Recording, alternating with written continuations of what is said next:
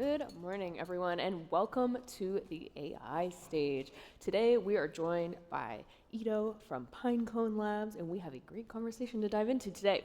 To start, some people say that the key to unlocking AI's full potential is data quality. Others will tell you it's data governance or data organization, and you'll have others say it's algorithms. But you and Pinecone Labs say that the real key to unlock it is search. So maybe we start there. Why is it search? Why is search the key to unlock AI? Yeah. So I think we're all building, many of us are here building AI applications, agents, and so on. A big part of how they're successful is the models and so on, all the technologies we keep hearing about all the time. But a very big part of that is the knowledge they have access to. If you're trying to build an HR, automation system or a support engine, probably the most important thing for the success of that agent is what knowledge they have access to. And that process of in real time, when you're trying to complete the task, get the right information is, the underpinning of that is search. The interesting thing is that not only, like when you think about search, people think about keyword search, about like the way you search through your email and don't find it. Right. By the way, joke pretty often that we live in a time where you expect your inbox to be able to write an email for you, but not to find an email you wrote 3 days ago. Exactly. Which is kind of nutty. But that search, this like keyword search, is changing. If agents try to actually access information, they have a whole task. They have like a big prompt. They have like a whole mission in front of them. They just need to get the right context to complete the mission. So search itself and what uses it changed from a human to an agent, but also the way it's built is completely different. So this like new frontier of being able to surface the right context in the right time to complete tasks needs to overhaul search completely. And I was looking back at some old TechCrunch articles to prepare for this conversation. And back when you guys were raising your seed round, you were describing yourselves as a vector database for data scientists. But when you raised your Series A a year later, while still going with that same mindset, you had refined that a little bit to focus on this AI search. And considering that a lot of us weren't thinking about this as heavily prior to the launch of ChatGPT, which happened months after the Series A announcement, how did you guys decide to focus there? Like, did you see the writing on the wall? Like, how did you know this was what was going to be next? So, many of you, I'm sure in the audience, are founders or startup people. And so sort of how you talk about your product and what you build are not 100% aligned sometimes. Right. We've always built a vector database because that is the foundational infrastructure needed for this kind of search. When I started Pinecone, all LLMs already existed. Maybe ChatGPT hasn't happened and we didn't get on the main stage, breach the collective psyche yet, but LLMs already exist, embeddings already existed, semantic search already existed, and we were building the infrastructure for that. That infrastructure is called a vector database, and we started with that. We're still building that, and we're still the leading vector database in the world. The question, what changed over time is how other people, like who uses us. In the beginning, nobody knew about us, and so only data scientists actually knew what it was. So that's who we spoke with. And then engineers, common day engineers, started building agents, and now they're the audience, and so on. So who listens to us changes over time, not what we build. Mm-hmm. And thinking about sort of the timing aspect of that in general, of course now, post-ChatGPT world, we're seeing an explosion of AI startups. I don't need to go on to tell you that. And a lot of people are putting a bigger emphasis on this now, years after you guys were already thinking it through. How do you think being early has helped you guys develop the company over the last 5-6 years? Yeah, it helped tremendously. I think one of the main things has been that we were able to listen to our customers for years before people even heard about the problem we were solving. And so we have constantly been been a year and a half ahead of the market. When we started,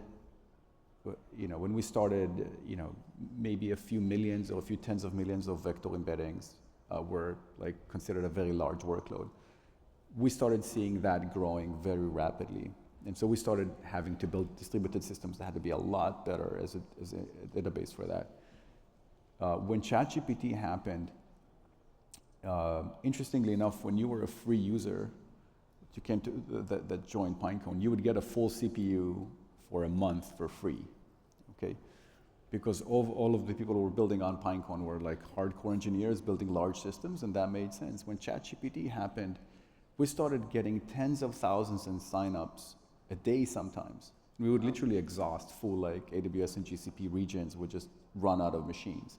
So we had to build a whole new serverless system to be able to deal with that. So we were ahead of that curve. And so we constantly get feedback and see the stuff that our most advanced users experience today, and we start building for them. And then when the market gets to us a year and a half later, we're already there. It's very sort of useful that way. That's crazy to think about, having to sort of take that quick approach at a second. All these people started coming to you guys. How has that impacted how you guys have scaled since then and thought about these different offerings and making sure you're keeping up with this ever-changing demand for this type of a product? Yeah, it's interesting. So we have, so Pinecone is an infrastructure company at the heart of it. Okay, we are a vector database. We are how people build knowledge and search for agents. And so on the one hand, we live in the AI space, which changes every 2 months. Like literally every 2-3 months, everything we knew changes. New tools, new gospel, new ideas. Like everything that was 2 months ago is already dead in the water. The future is bright, completely different than anybody thought. And at the same time, the whole point of infrastructure is that it's stable, that it's the same, okay? And so we have to be incredibly stable, incredibly consistent and backwards compatible, and at the same time evolve very, very quickly. And I think it's an interesting challenge, an interesting sort of space to be in, like to live in that tension. Mm-hmm. And just one more note on that, thinking about the fact that you guys were early to this space, you already had these experiences of this explosion in demand and having to react to that. There's a lot of new entrants entering this space. Yeah. A bunch of new types of data companies have been started trying to sort of latch on to this AI wave. How do you guys feel about being prepared to sort of take on future competition as the space inevitably continues to get more crowded? Yeah. So our mission is to make AI knowledgeable. It's not to build infrastructure for the sake of infrastructure. Right. Although we are very good at that and take it very seriously, but to make AI knowledgeable is a very, very deep mission. It's the data infrastructure, but it's search more generally on top of it. It's the agentic behavior on top of that. For example, a customer of ours, Quant, is building support agents for their field support. So I think helps companies maintain like heavy equipment in the field, for example, like tractors and machinery and whatnot. And when their service people go out to the field, they can have 5,000 pages of manuals, or they can just have access to an agent or a chat interface. So how do I fix this? Take an image of that and tell me what do I do now and how to disconnect that and so on. Think about how complicated the search for that product needs to be. This is deeply semantic, deeply contextual, deeply situation aware and so on. To be able to build that for them and the ability for them to build that on top of us requires a ton of functionality to be super integrated, from the models and the agentic search all the way down to literally the instruction sets on how we do vector search efficiently so that you can search massive amounts of information very quickly. And so that is the mission we're on. That's what we're doing. Yes, of course, a lot of companies come and try to say, oh, I'll do this better, I'll do that better, I'll try to position myself this way or that. But at the end of the day, that matters less. What matters more to me is our ability to build amazing products with our customers. If they're successful in doing that, that means we give them the right stack to work on. Right. And something I wanted to ask you about that was a little bit separate from what we've been talking about thus far is you have recently made a transition in September. You went from being the CEO of the company and moved into a chief scientist role. I would love to start with how did you come to that decision? Like walk us through why this transition made sense and sort of how you got there. Yeah. So first and foremost, I am a scientist by training. So that's my formal training. My PhD and postdoc in this space. I spent many years being a research director and even teaching at universities and so on. So that's a very natural thing for me. But for the company, it became incredibly critical to work at a mode where the research and kind of pushing the frontier of what's possible doesn't interfere with how making what we already have bigger and better and more successful. And I don't know how many of you are, operating this situation, but really pushing the boundary of what's possible, and at the same time, taking care of 10,000 paying customers don't go hand in hand. Oftentimes you end up spending 80% of the time solving the problems of yesterday rather than the problems of tomorrow, right? And so we had to create this separation in space, and I'm very fortunate to have brought Ash Ash-Ataj, an incredibly successful and accomplished entrepreneur and executive to run the company day to day and push the business forward while, sort of we work in a deep mind type of setting where I can go and push forward the technology. Mm-hmm. And just because we do have a lot of early stage founders in the audience, I did want to ask you about sort of finding that CEO to take over for you. What was that like? Like, how did you navigate that process once you guys decided this was the right step? It was super easy. So easy? Just went on LinkedIn? No, I mean, jokes aside, it was probably one of the hardest transitions we had to make. First of all, it took more than a year. After I've already decided and agreed with the board that that's the right thing to do, it took us more than a year to find the right person, to bring them in and so on. And I think there's the business transition of that, which was almost like obvious that it needed to happen at some point. But it's a much bigger, for the founders here and so on. I mean, this is, you have to be very sure that you want to do it, and you have to be very sure that you bring in the right person to do it, because this is not a decision a company can afford to make, to err on, to make, that's it. I mean, again, I know it's hard. It's easy to say don't make a mistake, but I'm just saying take it very, very carefully. And I'm very fortunate to say that, Ash has been in the role only a couple of months, but I'm already extremely happy and already things are already moving in a very good direction. Mm-hmm. And with this role that you have taken on, focusing more, of course, on the research side, like you said, the problems of tomorrow, I noticed that you guys publish a lot of your research on your website. And of course, while it makes sense for a company like yours to be doing this deep research in the back end, I'm definitely curious why you made the decision to put it out there for both the community to read as well as potential competition. Yeah. So it's funny, one of my mentors is Andre Broder, who used to be the chief scientist of Alta Vista back in the day. He's been in the game for a long time. And he used to say that if your competition is implementing your research, you guarantee that they're a year and a half behind. Okay. So there's a little bit of that, but in reality, there's also a little bit of a cultural thing to it. If you're advancing research and if you're pushing technology forward, people should know about it. And there's, yes, we need to make our company successful, but we also live in a society. We also live in a greater, technology ecosystem, And I think that, you know, it's just the right thing to do, to be able to say, hey, like this idea is important enough, good enough, central enough that other people should know about it. And we find that very rarely actually translates to competition literally implementing this and somehow catching up. Mm-hmm.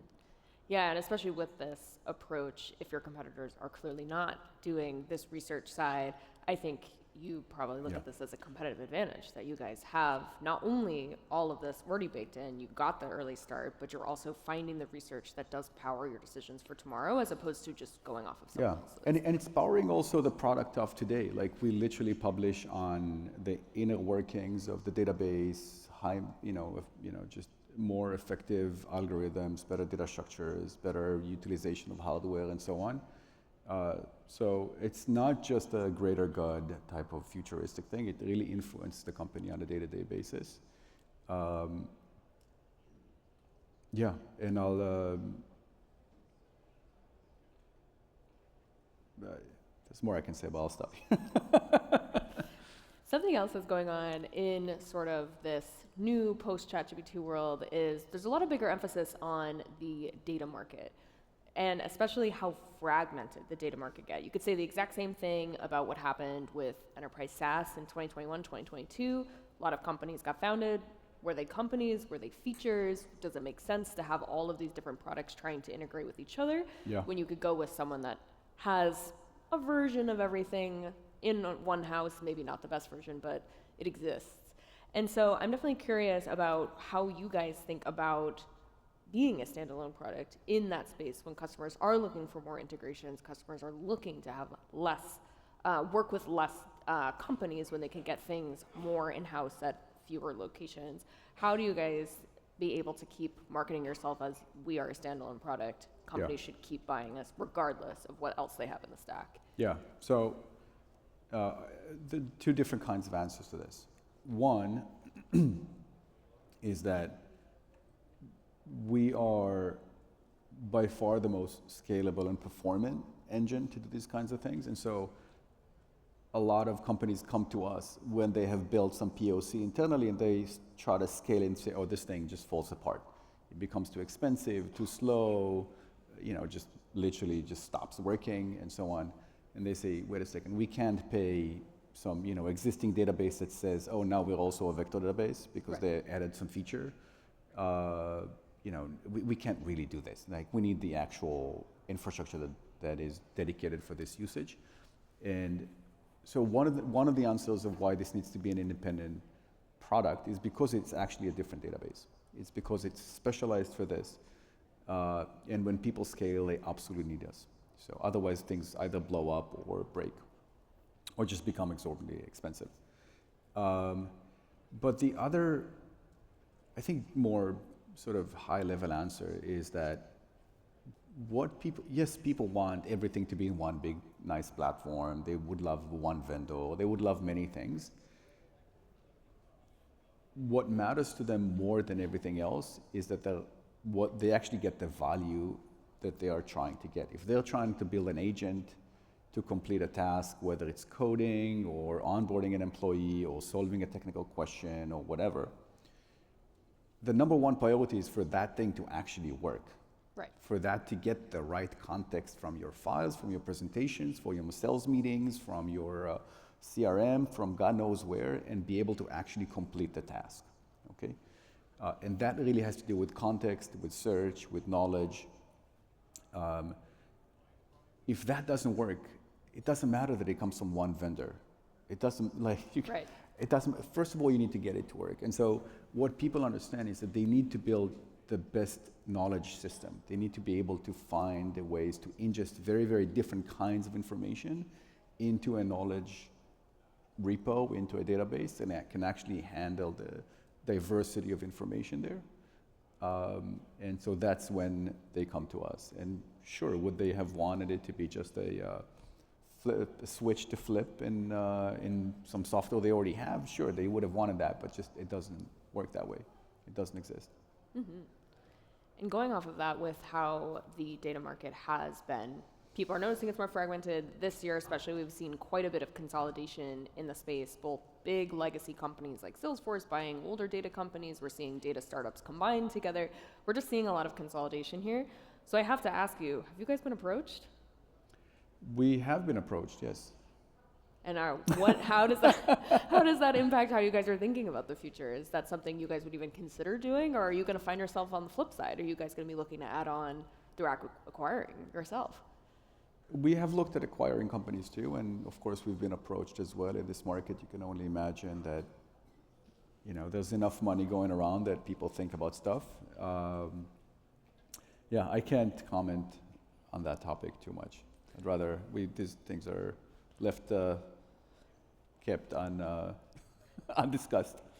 Yeah, I'm not surprised you guys have been approached. An analyst told me this year that if a data startup doesn't get acquired this year, it either said no or was too expensive.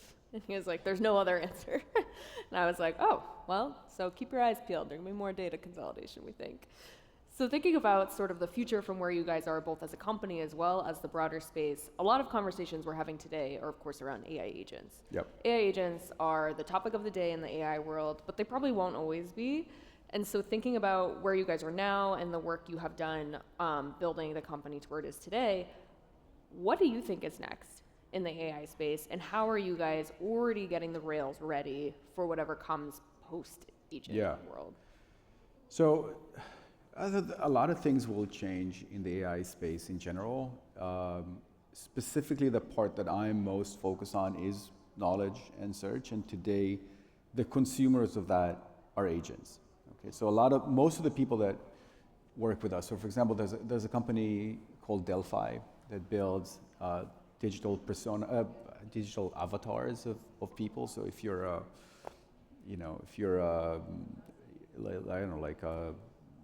wellness coach, right? You can have your own customers speak to your avatars when you're asleep, for example, right?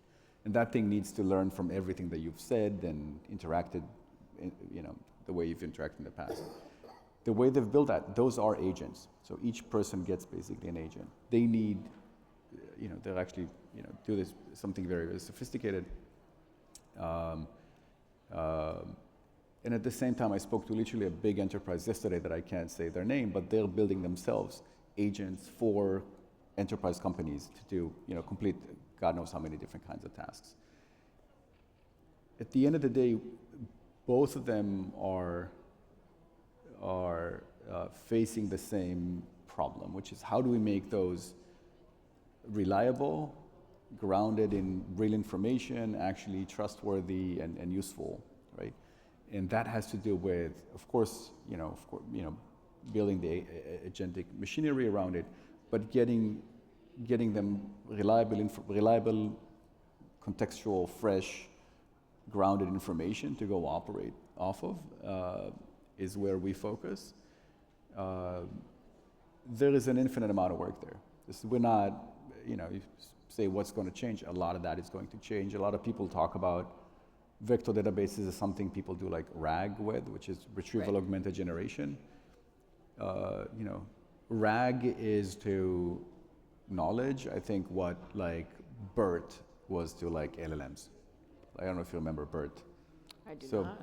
So BERT was the sort of first open weights model that Google launched, and you can credibly say it was the first LLM, like first foundational language model that was out there. It was clunky and heavy and hard to work with, and it was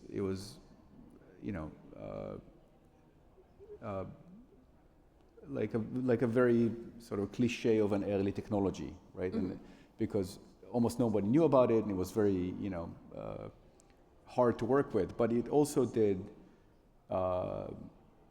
some really amazing things. Like it was for the first time you could see that NLP, the way it used to work, just it's not going to behave the same.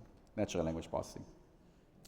The same thing with RAG. RAG was sort of the very, very early foray of most people to neural semantic search, knowledge search, and so on. They figured, instead of just looking for keywords, I can embed my documents or embed my chunks with some embedding model and just search for that. And something amazing happened, right? It's like they started getting something much better. But that was very much just the very first step, right? It was like an early, it's the spark, the crack in the dam, right? Now it's our job to really, make it a river. Mm-hmm. And with that note, we are out of time. All Thank right. you so much for joining us today, and maybe the crowd can join me in thanking Edo for coming as well. Thanks for your time.